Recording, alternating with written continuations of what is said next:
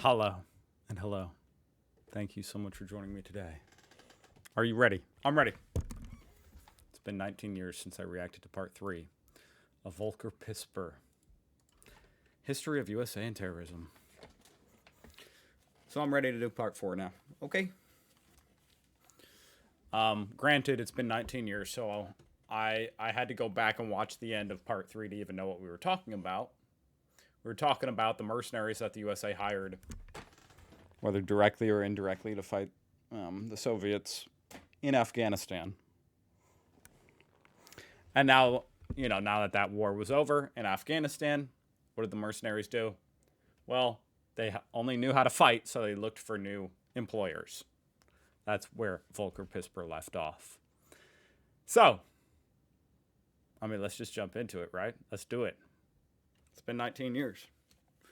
I'm ready to get part 4 over with, so then we can do part 5.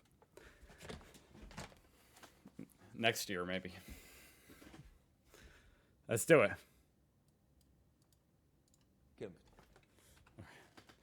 They never did anything else but fight. Yeah, he's talking about the mercenaries. Die haben sich neue Auftraggeber gesucht. Die Landesfürsten. Die Al-Qaida. verschiedenen Landesfürsten in Afghanistan. Und seitdem kämpfen die alten Söldner da in verschiedenen Konstellationen immer wieder gegeneinander. Zwischendurch gingen die Taliban als Ordnungsmacht hervor. Und als sie ihre Brüder und Schwestern in Tschetschenien auch noch von den gottlosen Russen befreien wollten, da waren es dann echte Terroristen. Denn die USA hatten schon wieder die Seite gewechselt und sich diesmal mit dem Massenmörder Wladimir Putin verbündet. Das ist ein Massenmörder, oder? Tschetschenien, das ist Völkermord. Das sind ethnische Säuberungen, das können Sie sogar in jeder konservativen Zeitung nachlesen. Massenmörder Putin, das sind die Leute, mit denen mein Kanzler gerne seinen 60. Geburtstag verbringt. Für die Ehrendoktorwürde der Universität Hamburg hat es nicht ganz gereicht, aber für den 60. Geburtstag von Schröder, da reicht es dann. Ja, hören Sie mal, der Unterschied zwischen Putin und Hussein besteht doch nicht in der Zahl der Menschen, die auf dem Gewissen haben. Der Unterschied besteht darin, der Putin hat die Waffen, die dem Hussein nur unterstellt worden sind. Wow, yeah, pretty much, huh? Damn. That's an interesting distinction, huh? Yeah, if we really believed Iraq had the weapons of mass destruction, would we have started a war with them like that? Maybe if we thought they were building toward them and hadn't actually acquired them yet.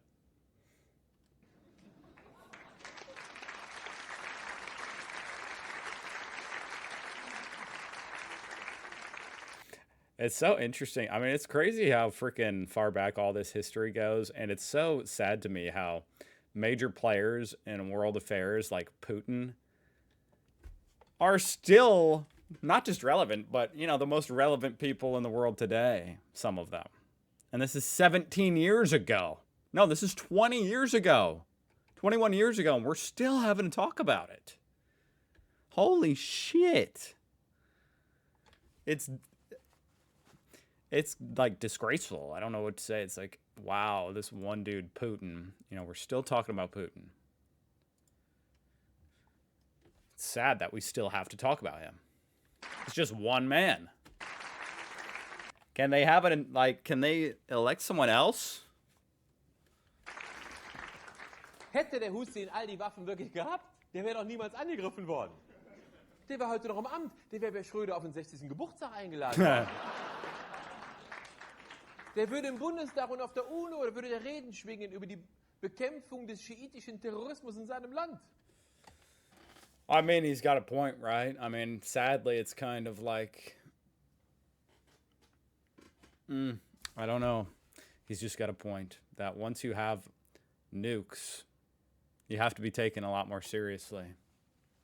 You have to almost be shown respect just because of the power you wield. Und der Allah, wie weiter, Staatsfeind Nummer 1 und Terrorist. Die Amerikaner haben die Mujahideen benutzt in Afghanistan. Sie haben sie benutzt wie Klopapier. Und dann haben sie weggeschmissen. Ist aber kein Klopapier ums Feld. Es sind Menschen. Selig zerstörte Menschen. Und die kommen jetzt zurück und packen genau an den Arsch, an dem sie abgewischt worden sind. That does seem to be I think that sums up so much world history and so much of what's going on in the world today. You can't just cause a major regime change or, you know, kill hundreds of thousands of people and expect that not to have ramifications decades later. It's going to. You know, people don't forget. Their ancestors don't forget. Und ich hoffe, Sie können eine Erklärung von einer Rechtfertigung unterscheiden. Denn zu rechtfertigen gibt es ja gar nichts. Die Anschläge sind widerlich. Egal ob in Bagdad, in Madrid, in Washington oder New York. Es ist einfach entsetzlich. Was ich allerdings auch nicht begreife bis heute ist, wieso ein Selbstmordattentäter feige und hinterhältig ist und ein Bomberpilot, der aus 5 Kilometer Höhe Bomben auf unschuldige Menschen schmeißt, mutig und tapfer ist. Das verstehe ich auch nicht. Aber die Anschläge waren widerlich. Okay. I mean, a suicide bomber obviously is cowardly. I think that's whether what he's alluding to as far as a a fighter pilot. If you want to say that's cowardly or not, whatever. But a suicide bomber, also in my opinion, very cowardly. Is basically just killing actually 100% innocent people. Like, that's actually the goal, to kill 100% innocent people that don't even have weapons to possibly defend themselves with. That in no way were even threatening you. And then killing yourself, as, it's basically the easiest way out of the equation. And the only reason they do it is because they believe they get some kind of party in the afterlife. That's obviously cowardly, no matter how you frame it, in my opinion. I think anybody can agree with that. What's kind of funny is if they didn't believe it was all for the afterlife, then I would agree you would have to be quite brave to do it, because then you're really laying down your life for whatever. But they believe, it's for the afterlife, so therefore it's not brave. Aber die Anschläge waren widerlich. Und wie immer, wenn das Entsetzen so groß ist, dass einem wirklich die Worte fehlen, dann ist bei uns gleichzeitig kein... I got lost in his words there, in the subtitles. Widerlich. Und wie immer, wenn das Entsetzen so groß ist, dass einem wirklich die Worte fehlen, dann ist bei uns gleichzeitig kein Mangel an hohlen Phrasen aus noch hohleren Köpfen. Nach dem 11. September. Dieser Tag hat die Welt verändert. Nichts wird jemals wieder so sein, wie es war. Das war meine Lieblingsüberschrift aus der Zeit, dem Fachblatt der deutschen Intellektuellen. Nichts wird jemals wieder... Die hätten noch schreiben können, so jung kommen wir nie wieder zusammen.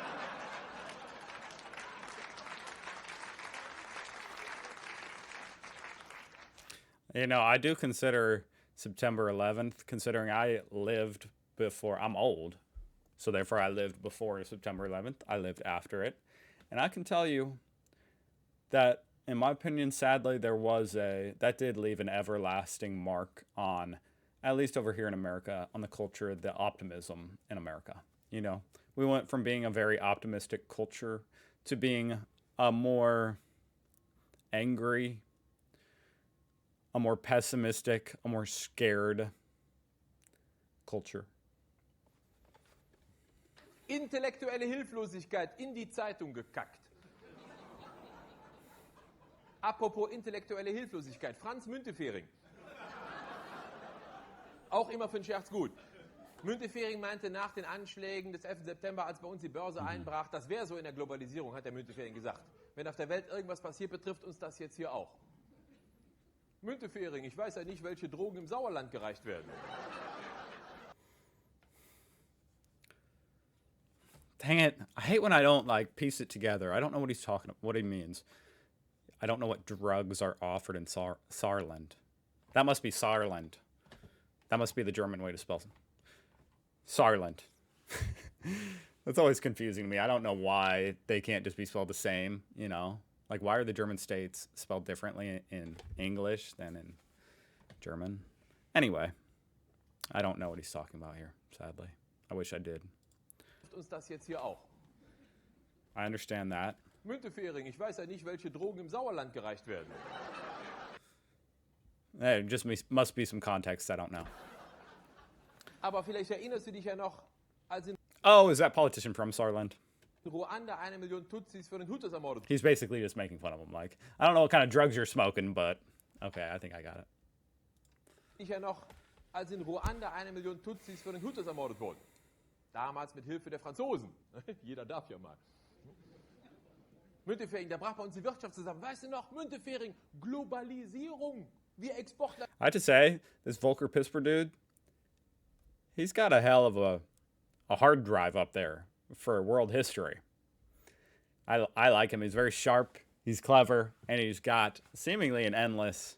I mean, obviously, this is a, he prepared this. What do you call this? I don't know if this is a routine or what you call this, but regardless, he's got a lot of knowledge. I like that.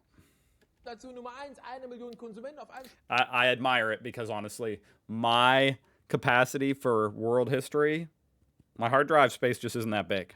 I've come to terms with that. You know, I think I have a fine processor. Pretty good processor. Decent RAM. But my hard drive size, not very big. Schlag weg. Da werden schon 3000 Tote im Wir Exportnation Nummer. Okay, we the world's leading export nation. 1 million consumers gone in an instant. 1 Million Konsumenten auf einen Schlag weg.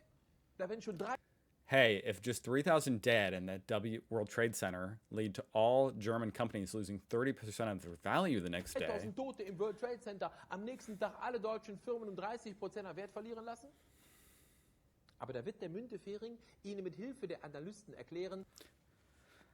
He keeps saying this word and I don't know what it is. I have to look it up. Müntefering. Oh, it's the dude. It's the Franz guy he's referencing. The SPD politician. Okay, got it.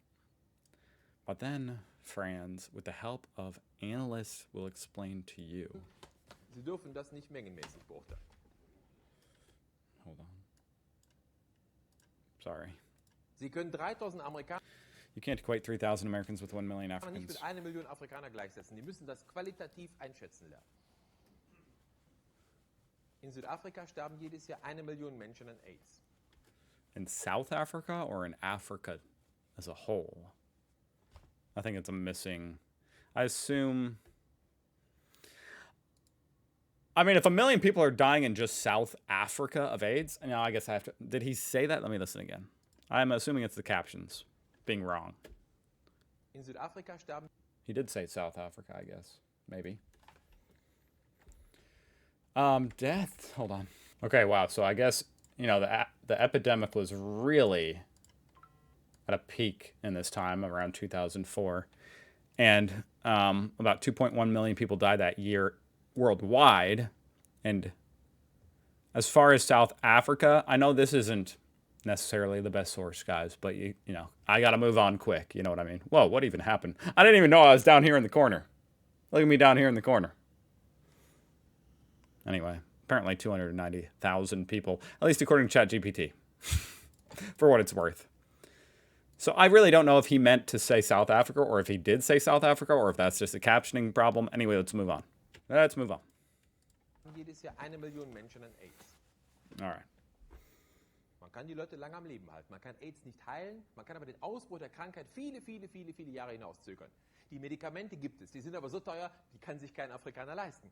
Da hat die südafrikanische Regierung einen schönen Vorschlag gemacht. Die haben gesagt, wir stellen das Zeug selber her. Wir machen alles selber. Wir geben das zum Selbstkostenpreis an die Leute ab, retten unsere Menschen. Und uns kostet das überhaupt nichts. Wir brauchen nur die Lizenz. Die Erlaubnis, es tun zu dürfen. Und da hat George W. Bush damals auf der Welthandelskonferenz, vermutlich im Namen der Firmen, die ihm die Präsidentschaft gekauft haben, gesagt, das täte ihm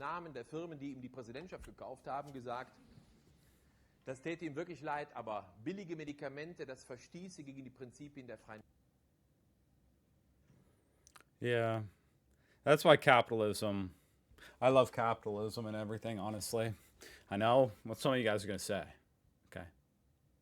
Don't even call me Comrade Ryan. I love capitalism, but applying it to healthcare, unfortunately, causes these types of outcomes. Now, of course, the flip side, you know, devil's advocate says, well, then you need to incentivize private companies to do the research to make these drugs, and then They need, and in order to incentivize them, it needs to be profitable on the other side of it. You can't just give away the license. And honestly, I'm just going to be honest. I don't have a freaking solution. I'm just a YouTuber. I have no idea. But with that said, it does seem like the licenses should be extremely short. And when it comes to saving hundreds of thousands of people's lives, I'd like to think there's a way to get it done. At cost, you know. I would like to think that. Let's move on. Das täte ihm wirklich leid, aber billige Medikamente, das verstieße gegen die Prinzipien der freien Weltwirtschaft. Das müssen Sie übers Bett hängen, meine Damen und Herren. Damit Sie wissen, wofür wir kämpfen, leben und sterben. Das Überleben von Negern ist den Aktionären der Pharmakonzerne nicht zuzumuten. Es verstößt gegen die Prinzipien der freien Marktwirtschaft. Yeah. I would actually need to know more about this exact, all the intricacies of this to have a fully fledged opinion on it. But I will say, I don't think George Bush, I'm not even like a fan of George Bush. I do think he's actually like post presidency. I like him. You know, you've seen he paints now. He seems kind of broken in a way that I kind of respect because it's like, okay, you are human. Anyway. What I'm saying is I don't think George Bush necessarily had the authority to give the license to Africa for, you know, a private company's medicine. But what do I know? I don't know. Maybe we should have helped fund it federally. Like, I don't know. Maybe the whole world should chip in to pay a portion of the license off or something. I have no idea. I don't even know why I'm trying to talk about it. I have no freaking clue. It's just sad. Stößt gegen die Prinzipien der freien Marktwirtschaft. Sie wundern sich, dass wir Bomben unter den Arsch gelegt kriegen? Wann fangen Sie an, sich zu wundern, warum wir so wenig Bomben unter den Arsch gelegt kriegen?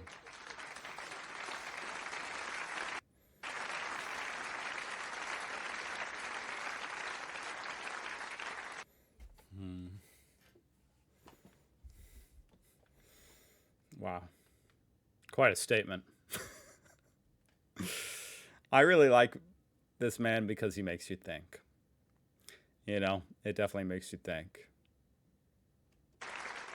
There's definitely a very strong repulsion to any sort of notion that I or anybody should in any way be thankful that we're not being terrorized more.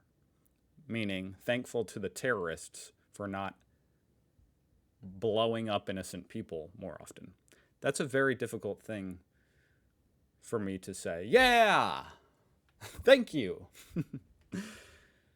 But on the other hand, I see where he's coming from. Which I think is the point. I think it's the point. It's pretty great. It's pretty great stuff. Wenn aber 5 kostbare Amerikaner an Milzbrand erkranken, weil ein durchgeknallter amerikanischer Militärwissenschaftler seine Forschungen unbedingt in meiner Praxis ausprobieren wollte, da musste die Firma Bayer aus Leverkusen sofort das Patent für das Milzbrandmedikament raus. Is that true? Oh my. Es gab nur ein Surely we paid for it. Did we not? Medikament gegen Milzbrand auf der ganzen Welt. Oh man. There's definitely a double standard, isn't there? One thing is for damn sure. One thing can't even be argued, and it's that some people on this earth are valued way more than other people on this earth. And it has a direct correlation to how powerful they are. Von Bayer Leverkusen, das Geschäft des Jahrhunderts. Und die Amerikaner haben gesagt, what did that say? gegen Milzbrand. Sometimes these subtitles go by very quickly. I'm not that fast of a reader, to be honest. Von Bayer Leverkusen. From Bayer Leverkusen, the business opportunity of the century. Das Geschäft des Jahrhunderts. Und die Amerikaner haben gesagt, Patent? Die Komiker vom Rhein. Ey. Das könnt ihr euch in die Haare schmieren, das Patent. Das heben wir morgen auf. Nationaler Notstand. Nur guck doch nicht so blöd. Oder ihr verkauft das Medikament ab sofort zu dem Preis, den wir euch jetzt hier vorschlagen. Bayer hat 2 Tage verhandelt, hat den Preis um die Hälfte gesenkt. Das ist freie Marktwirtschaft, meine Damen und Herren. Denken Sie in Zukunft immer dran. Freie Marktwirtschaft. Free market for you, not for me.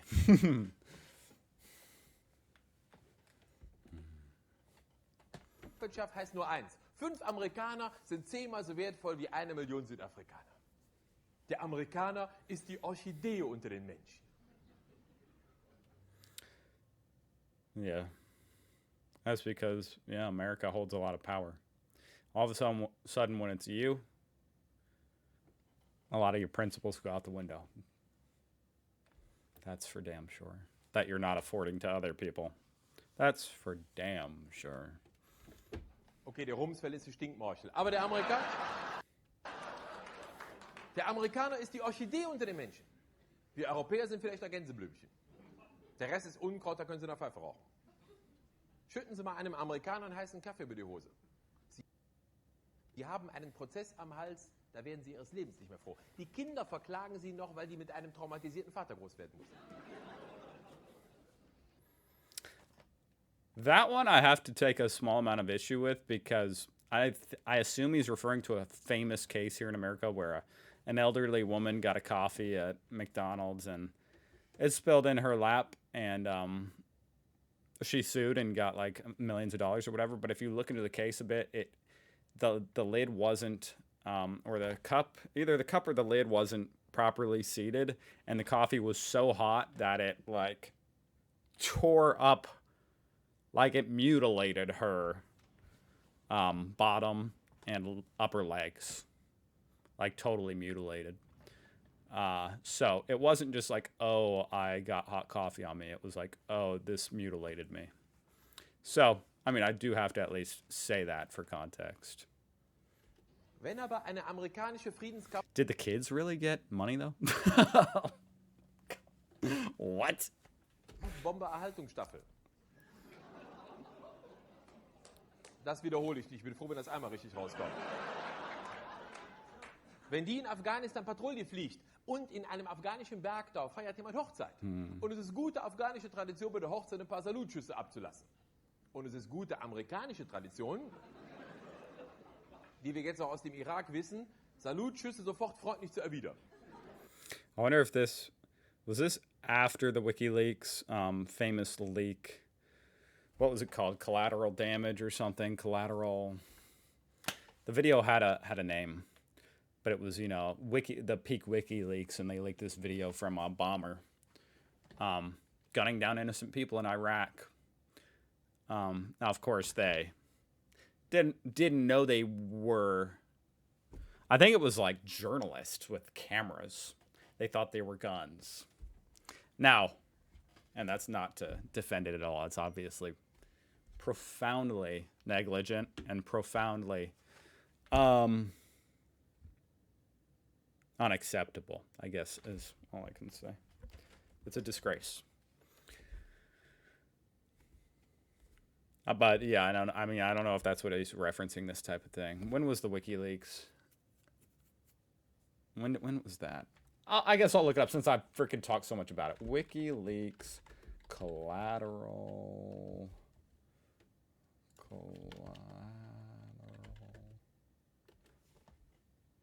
murder.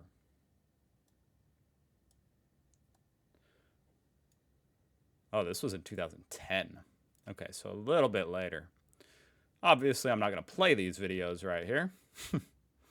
But 5th of April 2010, WikiLeaks released classified U.S. military video depicting the indiscriminate slaying of over a dozen people in an Iraqi suburb, including 2 Reuters news staff. Yeah, that was absolute. I just got chills thinking about it, just because it was a turning point in people's, opinion of the war. The war was already heavily criticized, and also I just love free information. You know what I mean? Transparency. I love it. Let it all out.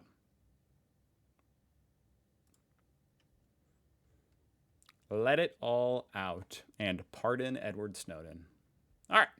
Is that political enough? Let's go. Wieder. Dann zahlt die amerikanische Regierung am nächsten Morgen für jeden der 46 irrtümlich erschossenen Hochzeitsgäste $200. There you go, $200.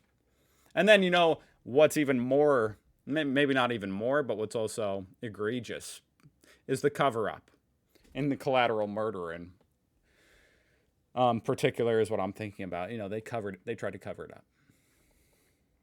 200 US-Dollar Entschädigung. Das ist der offizielle Kurs für einen irrtümlich erschossenen afghanischen Zivilisten. $200. Ich weiß nicht, was 100 Gramm schwarze Afghanen im Augenblick auf dem Markt sind. Aber Sie können mal überschlagen, wie viele Afghanen Sie abknallen können, bevor Sie einem Amerikaner einen heißen Kaffee über die Hose schütten.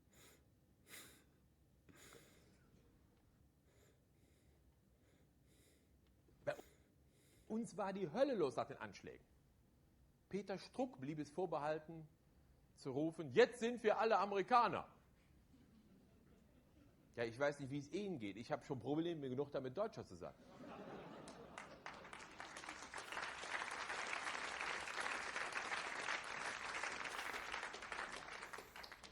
Ich bin mit meinem bisschen Menschsein derart ausgelastet. Zum Deutschsein komme ich ganz selten.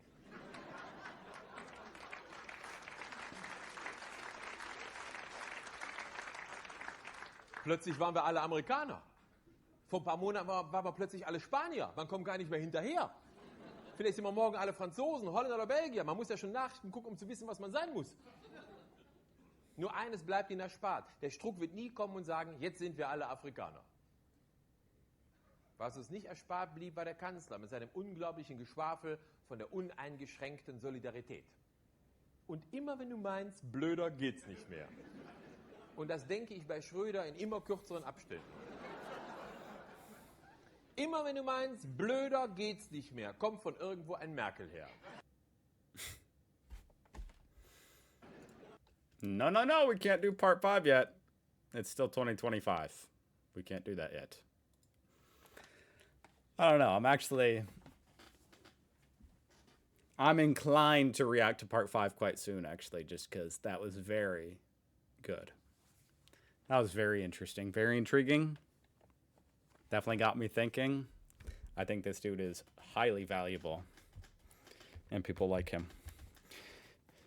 Especially when it comes to, you know, people definitely need to expose the world powers, and in this case, namely America, for the wrong things that are done. Anyway, there's always a certain kind of feeling after I finish watching one of these parts that I've only ever gotten from these Volker Pispers videos. Very interesting. A lot to think about. I'll see you guys tomorrow. Bye.